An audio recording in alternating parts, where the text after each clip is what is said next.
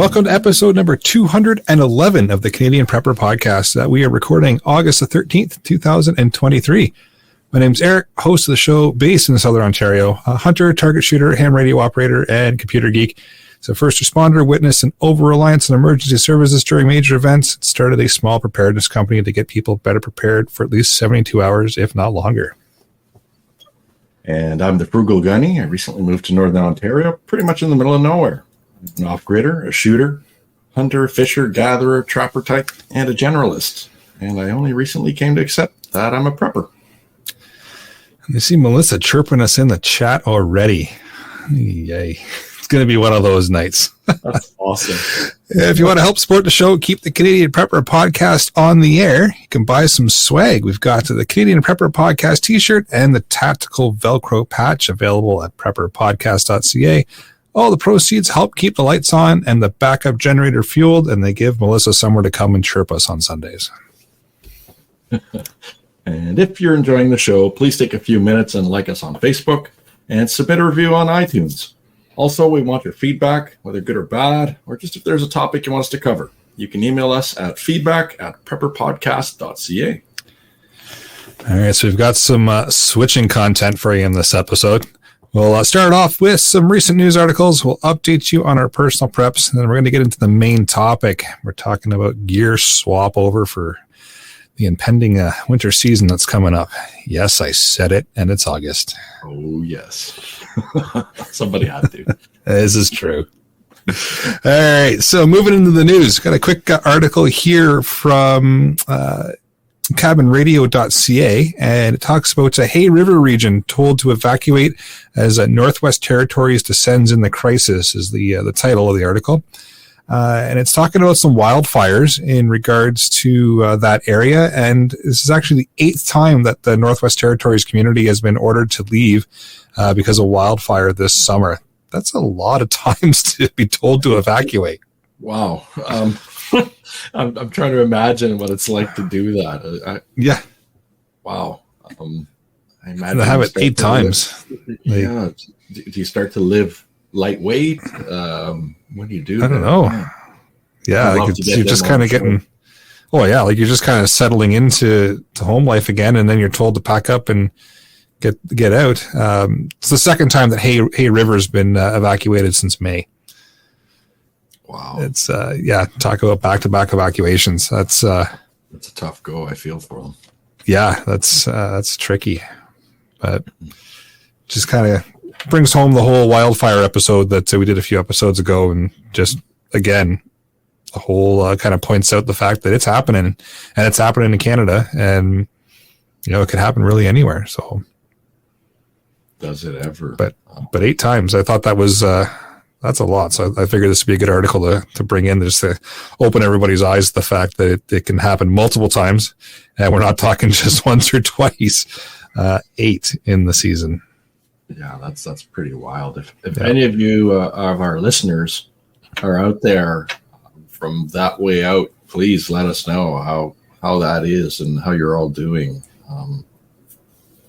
8 evacuations. I'm trying to imagine what that's like. Wow. Yeah, I couldn't imagine. And I see Pierre has jumped into the comments as well. It's going to be one of those nights, and I run the show, and I decided to make the start time 9:06 instead of 9 o'clock. So we were not late; we were actually right on time, Pierre. So there you go. All right, let's move into what we've done lately for prep, shall we? Good call. I'll let you go first, Gunny. All right. Well, I've been doing all kinds of gear changeover. Managed to get a trip up to the cabin and spotted a couple of necessaries. Essentially, we're going to be talking tonight a little bit about that gear changeover, so I'll get into more detail with that in a bit. The other thing I've been doing is I'm helping out a friend with his solar setup, and that's been a lot of fun. We spent a good few days up there in the bush just working on his newly acquired cabin. So building a wall, building a bunk, building some storage in, and we had this really, actually, I believe it was him who had the great insight. He said, if you want, you can get started building a solar setup and just put it all on a piece of board And then when we're done, we'll just put the board up and screw it onto the wall. And I thought, that is brilliant. So I could just sit there on the ground. And so in the comfort of a fully mosquito protected environment with music and coffee and lighting, I was able to go ahead and build his circuits up. And so I've taken a little photo of that. But nice. Next time we're able to, I want to be starting to do some filming up there. It's just a beautiful area. There's natural spring behind there. So I've been helping him up there. And I'm also doing turnover of truck gear. And that's all in line with what we're going to be talking about tonight. So I'm going to keep some of that for the main topic. Awesome. For myself, it's been work and then more work, a little bit more work and then work. It's been a little bit all-consuming for the last week and a bit, but it is what it is. I was able to sneak a little bit of time today to get the ham radio set up a little bit more power. So I've got an amplifier all set up here now. So I made contact with a local ham here and got chatting. And next thing I knew, I've got a box of parts at the door and an amplifier on the desk. So that happens when you start talking to fellow hams. All of a sudden, they're like, hey, I've got this.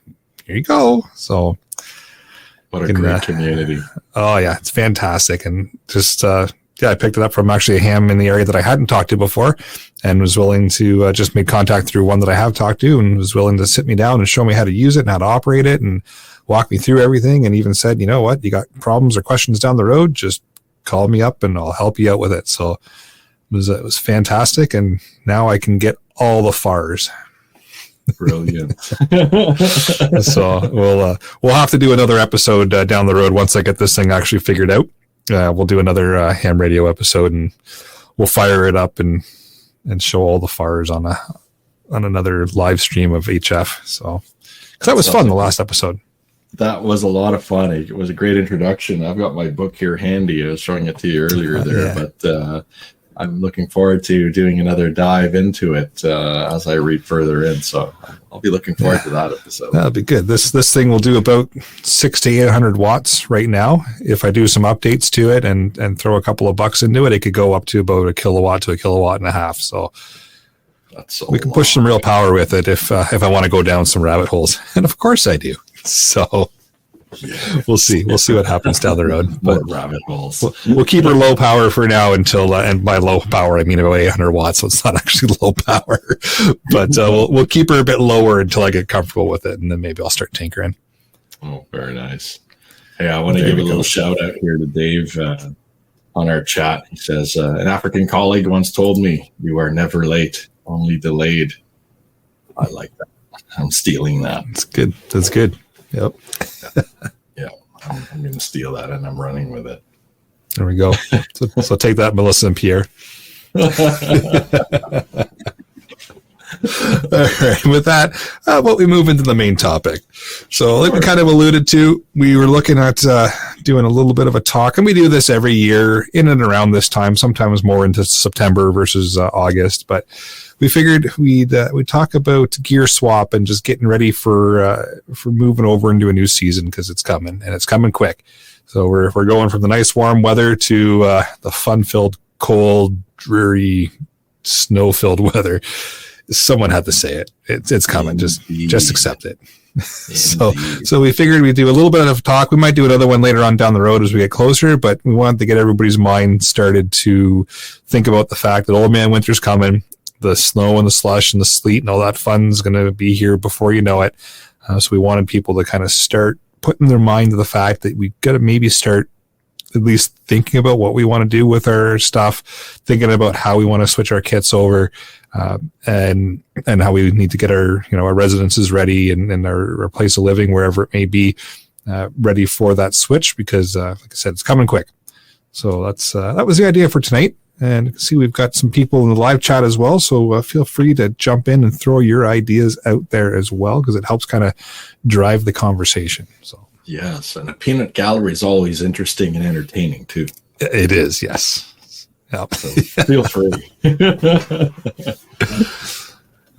But Well, like I said, it's we're going from warm weather, right? So you're used to carrying right now, some light clothing, maybe a light jacket or something like that, because even the evenings are fairly warm. And we're moving back into that scenario where you're bringing some bulkier stuff with you, right? You're bringing the bigger jackets. You're wearing a bigger jacket most likely as well, which means you can carry more things, which is nice. But on the other side of it, when you're carrying gear, bulkier stuff, so bigger packs, takes up more room, right? It's you've now gotten used to the last couple of months of carrying less. It's time to get back to that mindset of carrying not necessarily more, but bulkier. Definitely. There was a saying that I remember back when I wore green. If you're carrying light, you're probably not going to live long in the cold. So we're not yet in that bitter cold, but we're already in that period where if you're out by a campfire in mid-August, like we are now, out by a campfire in the middle of the night, say 11 midnight, it starts to get cool enough that if you're in shorts and t-shirt, your teeth are going to chatter. And you might need to start putting on layers. So I've already had to do that a couple of times, pull out the odd sweater and the heavier pants. So absolutely, you've got the clothing changeover. But what I've noticed also is that when my pack gets heavier, I also like to have heavier footwear. So I have better support when I'm carrying all that weight around. Good call. Yep, swap the sandals for boots. That's right. Sandals switch over to boots, and I'll normally keep a set of sandals or something as a backup in the truck in case I ever get a foot soak, because that's always fun. But definitely you start looking at your layers getting changed or adding to them. It's still that awkward time when you might be cool enough in the morning where you need that sweater and maybe even a light jacket on. But by 3 p.m, if you're on the go and moving too, you're now sweating and wishing you were in shorts and a t-shirt. So it's an awkward time of the year when your pack is unusually heavy and you're wearing stuff just for short periods of time when you're in the outdoors. Yeah, or you could just be like Dave in the live chat and mention the fact that we just moved to Kentucky. We've still got temps in the 80s this week. And we could very well hit that too. We could start out cold morning, and then by the afternoon, all of a sudden it is hot again, and you're right down the shorts and the t-shirt. And then in the evening, you're right back into long sleeves and jeans again because the 80 has dropped. So definitely. You know what? I would take just the 80 all the way around all season, but doesn't happen here. No, we get that nice little dynamic 4 seasons business happening that a lot of our American friends also experience, so they know this is true. That. Yep. Darius has a good point in the live chat as well. This is rather than worry about heavier footwear, just switch the footwear with better support. Well, in actuality, that's what I've been kind of doing. I usually have a couple of pieces of footwear in the truck, and if any of you are listening in by now, you probably know my truck is my mobile base. And so I usually keep a couple of different pairs of footwear in there so that when we get those heavy swings and temps, if it's just stifling, I can get into sandals. And the other thing I keep in there is my hiking boots. So when I am carrying heavier gear or in the rockier, heavier terrain, I like wearing those. I like having that support. But just hanging around in the city, visiting friends in their backyards, that's sandal type stuff. Yeah, absolutely. And my gosh, you got some serious temps, Darius. 29 degrees. That's Celsius. It's 29 Celsius. That is warm. But it was 14 this morning, he says. But 14, yeah. So that's a 15 Celsius swing. That's pretty high. It's a big enough swing that it's difficult to have one item of clothing for the entire day unless you're just wearing light wool. And it's all light wool. Yeah, and that's why we said this time of year is just almost impossible to plan for, because we just saw it there with Darius's example of the different temperatures at his place and how big the swing is. You could pack your go bag or your get home bag or your bug out bag or whatever you want to call it, thinking that it's going to be 14 all day and they need some warm clothes, like warmish clothes, right? And then all of a sudden you get smack dab in the middle of the day and you're up to, 20, 25, 29 going, the clothes I packed are not going to help me. They're going to make this situation worse. So it is a very interesting time of year. And I always find it fun to plan for this kind of dynamic because you almost can't, right? You're just going to overpack and you have way too much stuff. It's a tricky time of year. It's very true. I'm considering changing up this year all of my base layers, and it's interesting that Darius is mentioning that's the very same thing. In the past, I was wearing a lot of synthetic base layers, and I had a mixture of very thin ones for down to -10, -15. If you're on the go and moving, you don't want a heavy layer on there. You just want a thin layer, and it was typically polypro, but we're talking like 90s tech, right? And so for those of you listening in, that's really old when it comes to base layers. So today we have all these really nice high-tech merino thin layers. There's a number of different brands out there. Smart Wool's one of them. There's a few others. And the beautiful thing about those is they pack really lightly and small and compact compared to some of the other base layers I'm used to having, like the Polar Tech type layers. Those are really thick and really heavy, and I find that a thin wool is probably going to breathe a lot better for the active individual who might switch between being active and not so active. And on a very hot day, that's the difference between getting really soaked in sweat and being uncomfortable and not. And that's a funny time of the year where it'll get really hot and then it'll get really cold. Yep. So there's this advice to have multiple layers, and that's something I do. Lately, what I'm carrying is a thin sweater in the pack, and then I will have lightweight, breathable pants and jacket that I can quickly toss on if there's a heavy rain, because we've been hit with some pretty heavy rains while I was out and about in the bush. So I was really grateful to have those lightweight layers. Throw those on.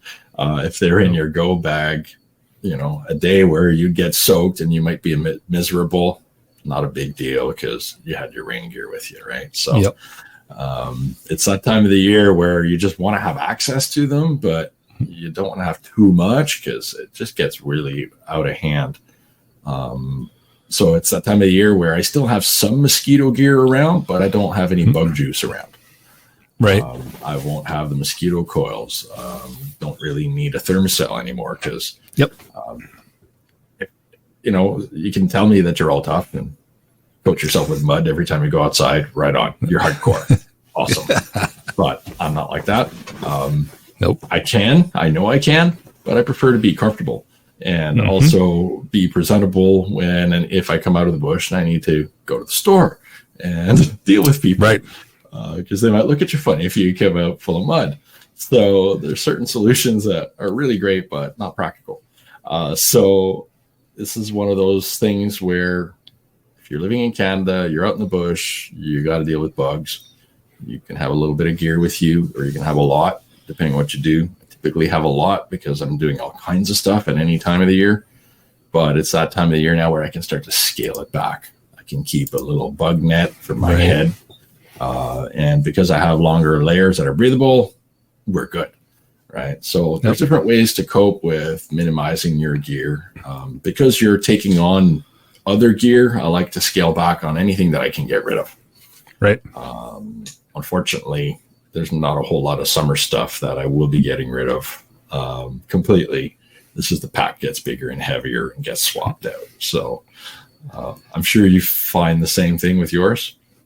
Yeah, I find things definitely shift around. The clothing is always the tricky thing to kind of get your head wrapped around. And no matter what you do, and no matter what you pack, you're wrong. Yes. Because that's just the way Mother Nature goes, right? She knows what you packed, so she just throws something else at you that you weren't ready for, and you're never going to get it right. So just try to pack what you think is right, and then just laugh at yourself when you find out you're wrong.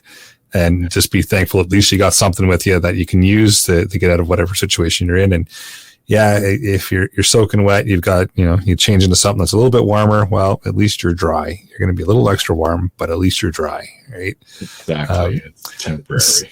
I see a little bantering back and forth in the live chat here amongst a couple of panelists that were not on this evening. And just going to point out that Pierre is giving Darius a bit of a rough time about not using his cell phone to hop in today on the show. Pierre, you're also using a phone. It would work on your phone as well, and we can't help but notice you are not here as well. So, yeah. I believe the pot might be calling the kettle black. Yes, yeah. Just figured I'd call you out on that. Possibly. Let's look at some other things. We focus pretty intensely on clothing, which is a big part of the whole switchover. But and as a reminder, if I can interrupt you for a second, of course, here, bud, and be rude. Why is clothing so important? We talk about the rules of threes, right? Mm-hmm. I can go 3 hours in environmental situations. So in a rainfall, I can go hypothermic after 3 hours being in the rain. If I get soaked in a cold river, I can get ill and get very sick within 3 hours if I don't take care of that hypothermia.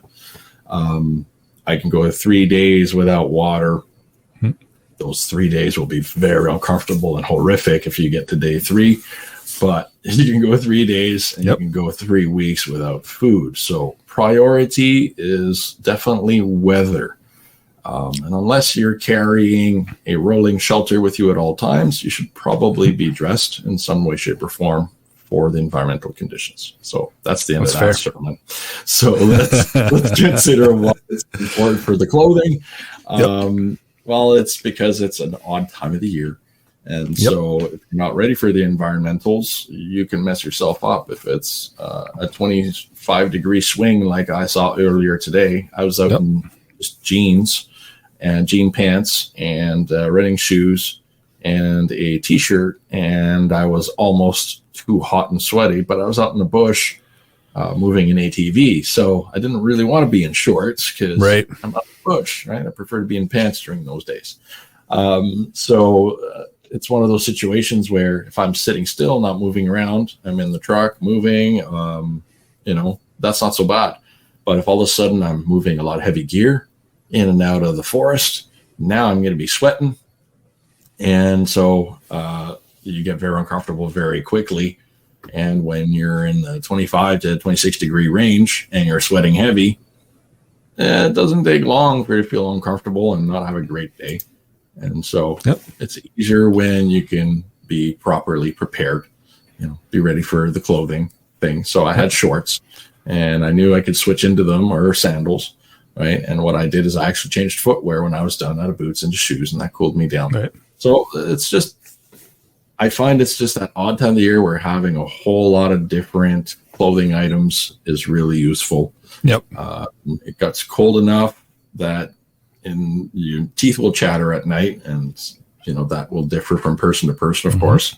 But generally, that temperature starts to happen when it's under 16 degrees.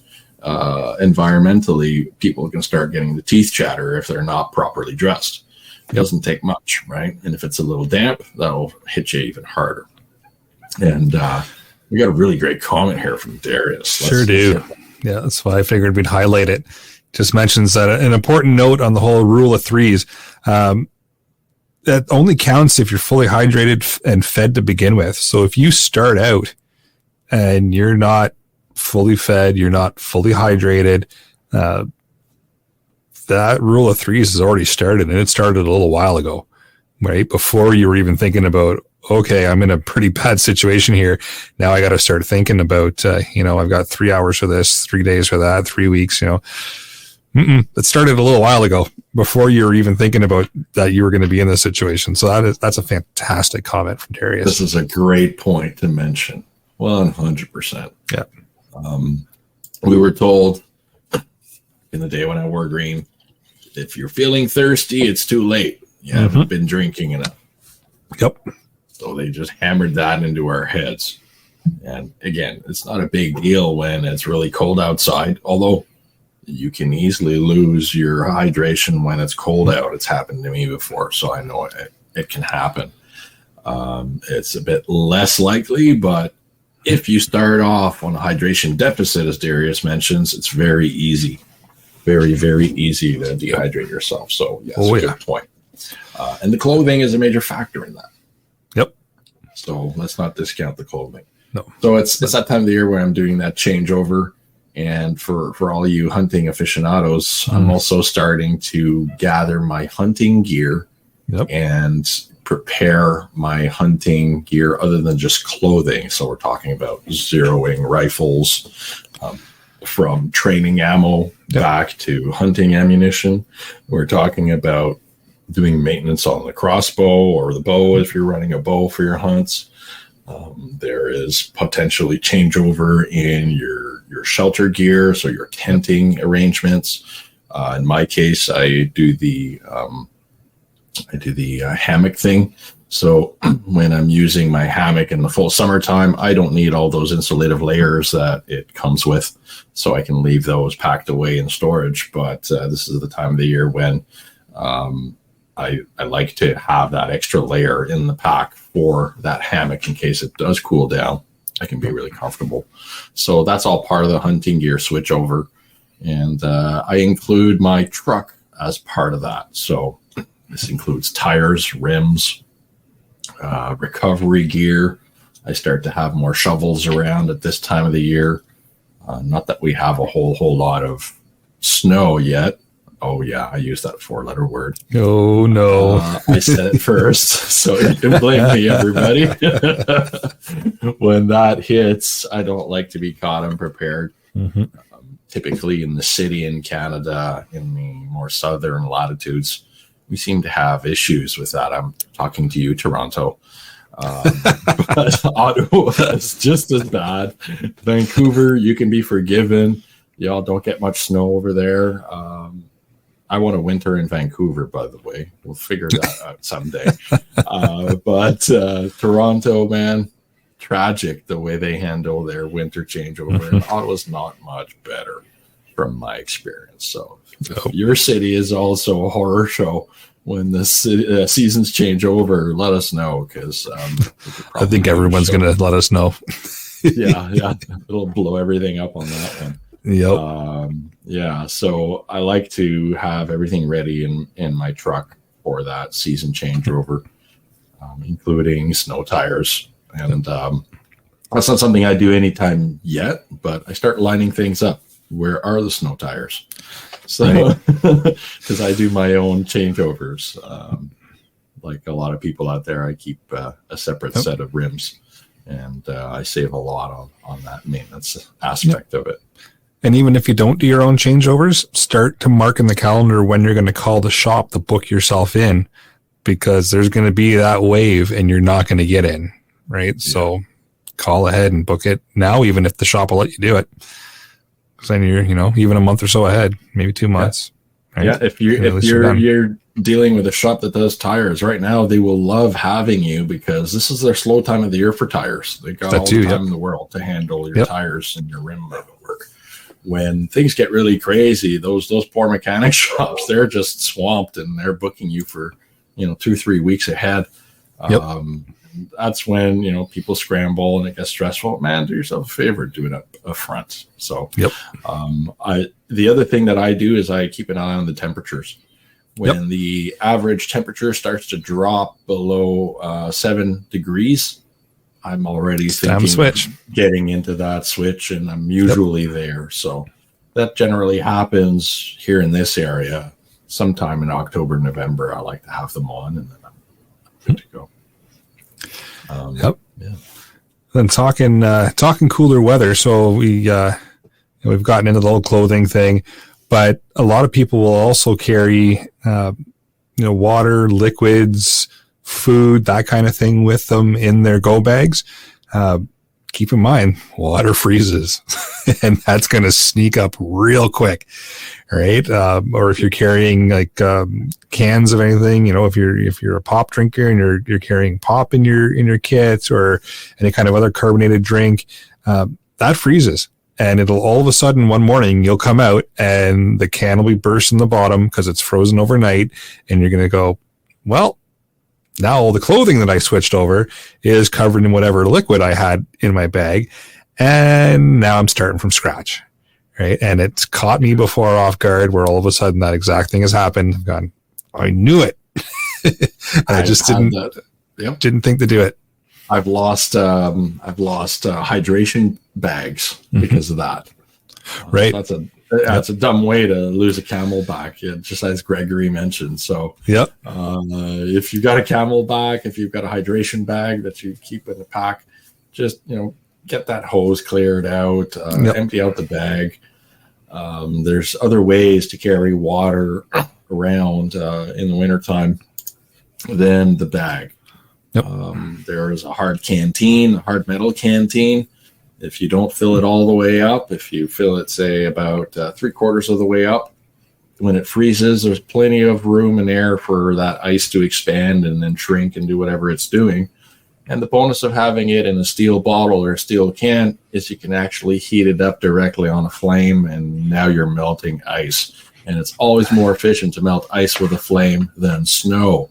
So you're better off having a frozen block of ice that only uses up about 3/4 of that metal can or metal bottle than having any other means to carry your water, because at least with a bit of fire, and you all know how to make a fire, right? I would hope so. With a fire, you can quickly turn that little block of ice into water, drinkable very efficiently, compared to snow, which is such a waste of a fire to melt down. So, keep that in mind. Absolutely. That's a really good point. And for those of you who are doing food preps, like myself, up at the cabin right now, I've got a whole bunch of cans and enough to fill a small bin. Well, that's one of the things I'm going to be grabbing when I do the close up. So I'm already starting to think ahead of the closing procedures and what I got to make sure I do up there before I walk away. And that includes, currently right now, you should be looking at your gutters because the fall season rains are heavy, and that's usually going to exacerbate any flow issues you have in those gutters. So I'm already thinking of that when I go back up. The rain barrels as well, putting away all of the stuff that is just not at all necessary in the summertime, like coolers. I can stack those away for the wintertime, et cetera, et cetera. And if you're heating with firewood, shouldn't you already have your cords of wood already stacked? You can always stack more, though. Just ask Jeff. I think he's 2 years ahead now. Yes, brilliant. If you're a few years ahead, then you're off to a great start. You can, at that point, weather a major extreme. When you get a heavy, crazy winter with lots of cold snaps, when you've got 2 years of wood up front or out back, it's not a worry. So now that I'm no longer living full time at the cabin, I don't have to worry about having a whole winter's worth of wood up there. But I do have a few cords lined up ready. So if I need to go spend a few weeks there, no problem at all. But it is that time of the year where I'm normally speeding up my wood gathering and also starting to put things away. The fall time is when the rodents and the mice really hit hard as it starts to get cold. They head indoors, right? So this is a good time to do that cleanup as well prior to putting everything away for the winter time. So I'm also doing that. And you touched on a good point as well for those that have alternate locations. It's time to start getting ready to get those packed away for the winter. Like, we've kind of focused on just your everyday stuff that you carry with you or you have in your vehicle for everyday travel and such. But those alternate locations need maintenance. They need to be, shut down for the winter if you're not going to be there, or just prepared for the winter if you are going to still be using it. And same for your primary residence, whatever it may be. It's time to start looking at the gutters there, looking at the exterior, looking at your property. What do you have to clean up or get ready? Do you have to move some things into place if you salt or sand? Do you have to move things into place for that? Do you have to cut down some of your your garden, get that looked after, get it ready. Do you have to remove anything out of your garden bed to put it away for the winter, for lack of a better term, right? There's all that too that you have to start looking at and get planned for now. Because items are available now, you can get them. But once everybody else shifts to that mindset as well shortly, it's going to be trickier to get some of the stuff you need to put your gardens away or clean up your property and get it ready for winter, or, do any of that kind of rain gutter stuff or maintenance type of work. Get ahead of the rush now, because you're not the only person thinking about it. You might be the only person thinking about it now, but once the temperatures really drop, everybody's going to be thinking about it. Definitely. So it's time to get ahead of the rush. And that includes all of your motors. So any of your lawnmowers that you're packing away, it might be time to start thinking of winterizing them, prepping them. Mm-hmm. I've seen people are already starting to pull their boats out in anticipation of returning to work from vacation. The other major thing is anything that has water. If you've got a trailer with water systems, of course, you've got to be concerned about coolant. Making sure you got antifreeze, not coolant, antifreeze in there. That's a really important deal. The other big thing is all those little motors. I've got a snowmobile, for example, needs to be prepared for the wintertime. It was left out, and so it needs to have some maintenance done on it. Cars, sometimes you have to prepare them for the wintertime. That's typically when battery issues start to show up. I was just going to say, I usually top my batteries off, leave them on the charger, get my my little booster pack ready to go, make sure it's fully charged and operational, like all those little things, right? Yeah, and now is the time when I want to line up the generators. I've got a big generator I'm going to bring over for my little missus, so that if she does have a power outage in the middle of the wintertime, she's got a means to power up at least her furnace, which is a gas furnace. A lot of gas furnaces that are residential will not work without some sort of backup power. And so when you have a generator hooked up to a house, unless it is centrally located to the house and able to handle the entire capacity of what's on the house, you're probably going to have to rotate things in and out. But in this case, you want to make sure that at the very least on that furnace, you've got the fan and everything able to turn over and connect to the generator so that you can safely operate everything without an issue. You might have to just rotate in that. So I'm already thinking of all the mechanics of moving everything into place for that, because I want to have that in place prior to the need.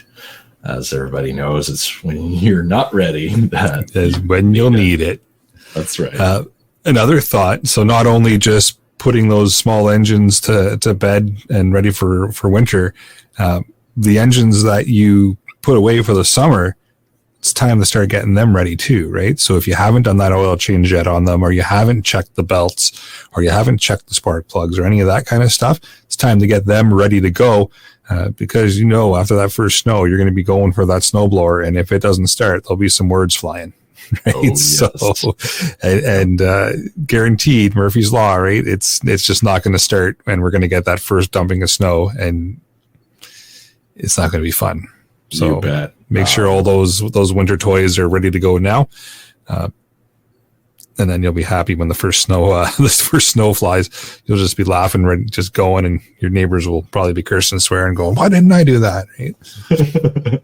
Definitely, it's the vehicle is a big part of the preparedness for me as well. I'm thinking of a number of things I need to get done on this thing before the winter.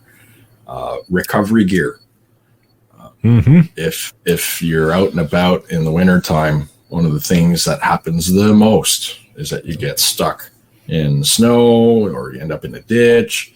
So I like to make sure my recovery gear is always lined up, particularly for the changeover to wintertime. So that includes the winch, anything you need to handle off-road situations, or I used the winch to help people out of the ditch more than I used it for my own self for the first few times. So if you're a good Samaritan type, you might want to make sure you've got your gear lined up for that sort of occasion as well, because it's that time of the year people are. And you may even want to add a few things to the gear that you normally don't carry in the summer kind of months versus the winter, just because they're simply not of any use in the summer versus wintertime. So something that can help you get some more traction with snow.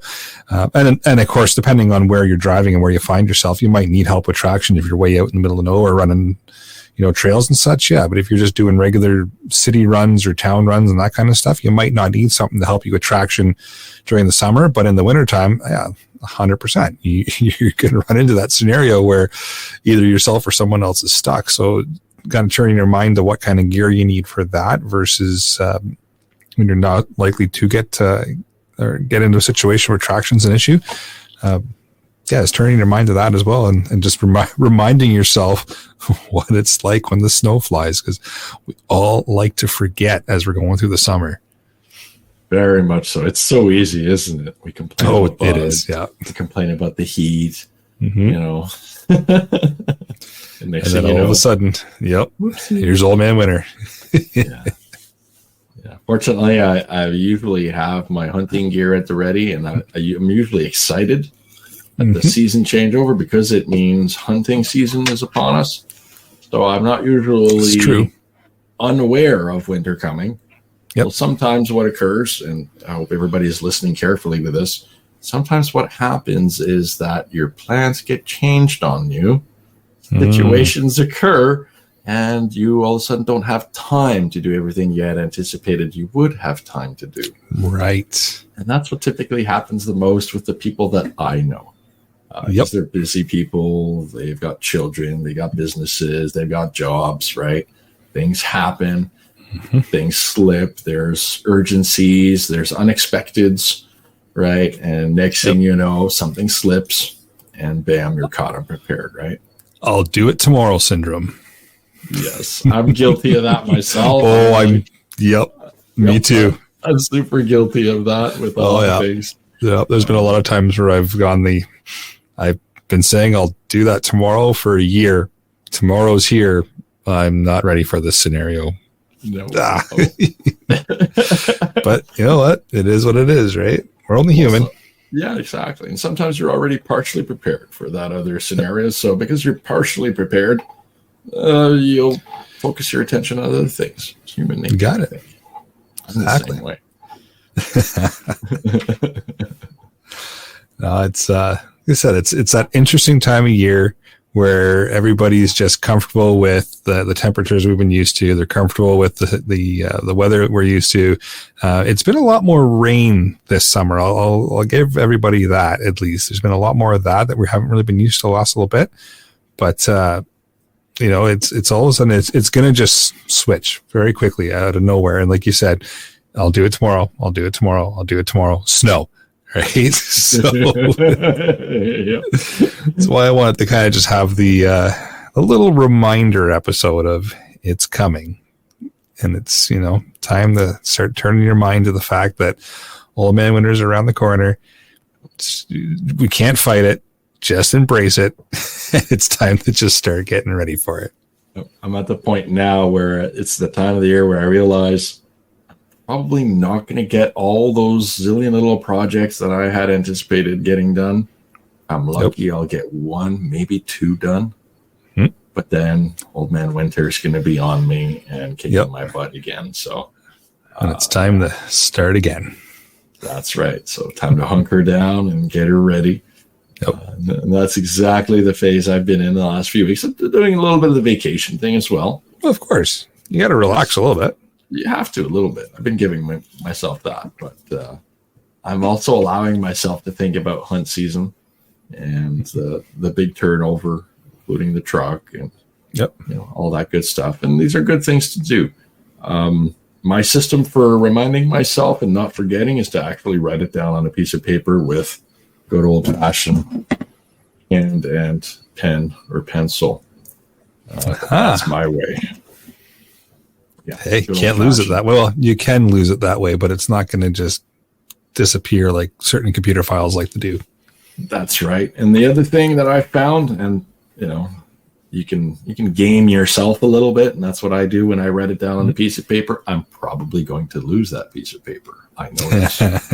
However, I also know that having written it down, there's a part of it that enters a deeper part of my memory, and I'm able to recall it much further out than I thought. So I tend to write it down now more often than tap it into anything or type it into anything, because once typed, it's already out of my memory. It's gone. Yep. But if I write it down and I forget that piece of paper and I'm at the grocery store and I'm trying to remember the 5 things that I told my missus that I was going to get, well, guess what? If I wrote them down by hand with that piece of pen or paper, there's really high odds I'm going to recall them all. I'm going to come home and feel like a hero, even though I did nothing special. So there you go. The mind is a funny thing. I find that exact same thing. If I write something down, chances are I'm going to remember it. It might not be that I remember it in time for it to be useful, but I'll remember it. Yes. Let's admit that this does nothing to increase or improve recall speed. It just aids in recall. Yeah. Sometimes it'll pop back to me at the weirdest times, like, oh yeah. Yep. But usually it stays in there pretty well. I think that's why in a lot of professions they still rely a lot on hand notes, like the legal profession. Mm-hmm. You want to see people who still handwrite a lot of things. The legal profession, law enforcement profession, the customer relations profession. There's still a desire to handwrite things when you're talking to people. So that's something that I do to remember and not forget. Handwrite it. And if you don't like writing with a pencil or pen, I don't know what to do for you. But this crayon, is the way. Crayon, anybody? Crayon. Yeah. Bingo dabber. Oh, there you go. Yeah. Magic marker. Yeah. The smelly ones. Yeah. You can draw your finger, draw in the sand with a finger. That's the old school. Really old school. Yep. Mm-hmm. Yep. If you don't like getting your finger dirty, you can use a stick. That's right. Yeah. Mm-hmm. I like it. Yeah, we've veered way off topic. But we have, but that, you know what, that happens on this podcast. Squirrel, and then we come back, right? Yes, that's good. We got ourselves back though. That's not bad. We did, yeah. Well, like I said, I just want to do a quick episode on just kind of getting everybody's mind set towards the winter months, because it's coming. Quick reminder: we're not doing a huge deep dive into it, but just a couple of pointers, a couple of things to start changing your mindset, a couple of things to start switching out. And get kind of the mind thinking, because Old Man Winter will be here shortly, but I don't want to beat a dead horse with that either. No, true, and it's not quite time yet to like grab our snow shovels and the salt and sand and all that. But no, not yet. No, but it's good to start thinking about it. Gentle reminder, right? Just that it's coming. Yes, a lot of us have already checked our supplemental tags and our additional tags. I got none this year. So it'll just be a buck that I'll be hunting for this year, and maybe bear. We'll see. Nice. I see a little note here from Dan. It says it's a good time to grab great deals on summer spring stuff for next year and beat it. Yes. Yeah. If you are into fishing gear, boating gear, summer stuff, now's the time to grab it. Absolutely it is. Yep. And it's also an interesting time of the year to also buy fall stuff, because it's may not be yet fully priced. I've noticed that in a lot of retail environments, they will favorably price fall and winter stock to try and help move it and get people into the stores and move the traffic in there. So you might be able to find some good winter deals. If you do, please let us know. I like it. Absolutely too. Awesome. Well, any final thoughts before I move on into the podcast challenge? Just a really random one. Sure, really go for random. If you're a shooter, temperatures start to change around this time of the year. So just keep that in mind with your velocities. It's probably not enough to change points of aim, but if you're into a lot of the precision of the long range work, the environmentals are enough to change that up. So keep an eye on those things, and always keep that powder dry, of course. That's what I got for you. That was my last random. Nice. Nothing wrong with that. Nothing wrong with that. All right. Well, we will move into the podcast challenge then. So your podcast challenge for this episode: start thinking about gear swap over and start putting some of it into practice. So like we talked about, start moving some of that clothing around, start thinking about when you're going to take the liquids out of your pack or cut them down and leave a little bit of room for expansion, or how you want to deal with that. And just start putting your mind to it. There's no rush yet, but saying that I'm going to do it tomorrow is going to come to an end eventually. So it's time to just start thinking about it, and maybe set a deadline for yourself that this day is going to be my tomorrow, and I'm going to swap everything over. So. All right. Upcoming events is blank for this episode. We're going to be working on sourcing out some events for you, but right now, nothing in the queue. Nothing. Yeah. Jeff's not here to give us a weather blurb, so no weather blurb. We do have an email here from John, and it goes back to the tornado episode, so I'll give that a read here. It says, went through a tornado in Suffolk, VA in 2008. It was a wedge-shaped E3 with a 20-mile path of destruction. The TV weatherman said that there was a report of a funnel cloud in my area, and would someone tell him if it was true. Of course, I went outside, didn't get 3 steps before I heard the noise, and he's got the noise in quotes. I instinctively knew what it was. The path of destruction missed my house by 100 yards. The medical complex across the lake had the entire roof stripped off. There was massive destruction further along the path. We all had our neighbors we and all our neighbors were without injury. So happy to hear that, at least. It says, I'm surprised that no one mentioned the green color of tornado skies. Most people forget that a tornado is a 3-dimensional event. Inspecting the area after the event, it was easy to see where the descending tornado had met the treetops of the forest and the downward path of destruction until it finally reached the ground. I love your recommendation of a helmet and would add body armor to that. If you have some, I believe that the bathtub recommendation comes from in the old days when bathtubs were cast iron with an enamel finish. As for the hide in the ditch theory, I remember it as being taught as an option if you're in a car in the open, flat ground. The theory was supposed to be that if it was more likely to pick up the car than to pick you up out of the ditch. Of course, these were some people who are the same people who thought us to duck and cover when the bomb dropped. Keep up the great work, and signs it off, John. So thank you, John. Some good points in there. Some chuckles too, which is always appreciated. But good call on the body armor. If it's available to you, anything will help, right? Now I can give people a reason for why I have those plates in the truck. There's multiple tornado. They're tornado plates. That's right. Just draw a little squiggle tornado on them, like they're tornado plates. Yeah. They're not just for extra weight, so I've got better muscle tone. Exactly. Yeah. That's just an added benefit. That's right. But no, fantastic suggestion. Great. The helmet we thought was good, but yeah, body armor, if you can obtain it for whatever reason you want, add tornado on the list as well, because hey, a little extra armor is not a bad thing to have when all kinds of randomness is being tossed around by Mother Nature. Indeed. In next episode, we'll talk about the types of NJI ratings you require for tornado armor.